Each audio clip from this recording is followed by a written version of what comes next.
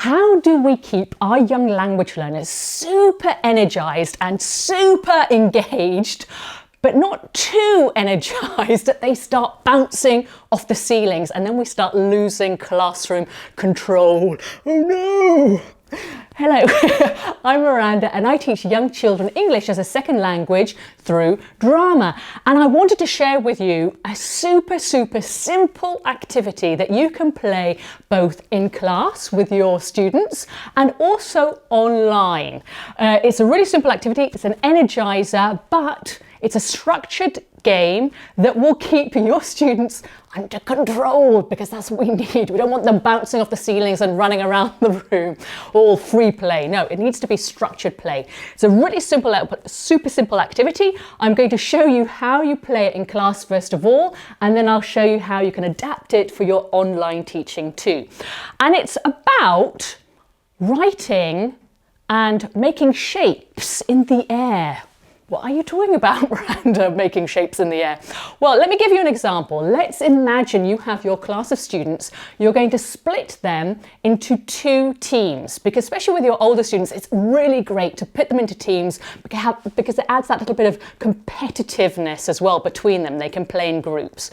So two teams, you're going to have two students come up to in front of the whole of the group, and you are going to show them a letter. For example, I have this letter here, and what your students, now it's going to be a secret from the rest of the students, so only the two students who have come to the front of the class are going to be able to see this letter. So the letter F, and they are going to be instructed to actually draw this letter in the air like this. Okay, now all the other students have to do is guess which letter of the alphabet each student is drawing. So it's going to be a competition. So one student is going to draw their letter here, and the other student is going to draw their letter for the other team. The first team to put their hand up and guess which letter they are drawing in the air wins the point. Okay, make sure though that the children don't start shouting out, "It's an F, it's an F, it's an F," because otherwise that will create classroom chaos. The best thing to do is to instruct your students that you will only choose one person if they put up their hand nicely without shouting out the letter. You choose the first person who puts up their hand, and then to guess. If they've guessed correctly, that's 1 point for that team, okay? And then you can play the game over again. Show them another letter. I'm saying show them a letter because if you say just choose a letter of the alphabet, if you're playing just with, like, let's say with one person, not with two, they choose a letter of the alphabet, then they might start choosing the same letter over and over again, like A. So you have like 300 students doing A. But if you're actually showing them the letter, then you know that the letters will be varied. So we have another two students come to the front of the class, you show them secretly the letter, and they draw the letter in the air, and each team has to guess what it is. Put their hands up quietly, hands up. Okay, yes, what is it? It's a G. Yes, great. So you're practicing the letters of the alphabet. Now, you don't have to be restricted just to the letters of the alphabet. You can also introduce shapes, for example, so they have to guess what shape they are drawing. So you have the two teams, another two students come to the front of the class, and you show them a shape. They have to draw the shape. What is it? First team to put their hand up, what is it? It's a triangle, yay! 1 point, okay? So we'll have a triangle, you can have a star, you can have all the shapes that you want, an oblong, a square, a heart shape, anything that you want. You can also adapt the game and introduce numbers. Now, obviously numbers 1 to 10 are the easiest. Yes, so what's this? No, it's not a 7, it's a 6.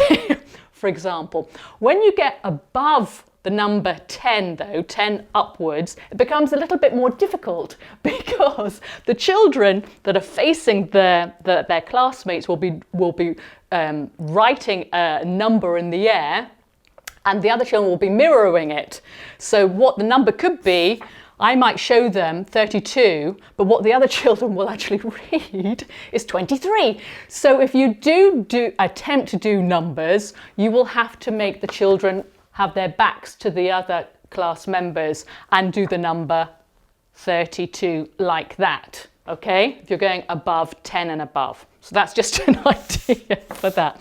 Now, if you're doing this game online, it works perfectly well. Yes, great game to play also online, the air drawing. Online though, what can happen with a little bit of classroom management is that everybody will be shouting out the same letter or the same shape altogether that you want to avoid, because it's all just like one big noise. Now, if you have quite a large class online, everyone can put their hands up. Yes, they can do that. But sometimes it's quite difficult to see who puts their hand up first. Sometimes you can say, okay, write in the chat box. Write in the chat box the answer. With young children, they won't even know where the chat box is. So that's something to avoid. Or put your virtual hand up. Where is the virtual hand? That's really difficult. So to keep it really simple and a little bit more fun as well for your online students, what you could organise is they could make their own paddle stick with their own hand that goes up. And that makes it a lot clearer for you when they have guessed the letter or the shape or the number. When they have the right answer, it's a G. Yes, they put up their virtual hand, yes, their paddle stick, and then you can ask your student who puts their paddle stick up first to tell you the answer. And that maintains also a lot quieter lesson, so not everybody is shouting out all together, which is like very, very noisy and very disruptive.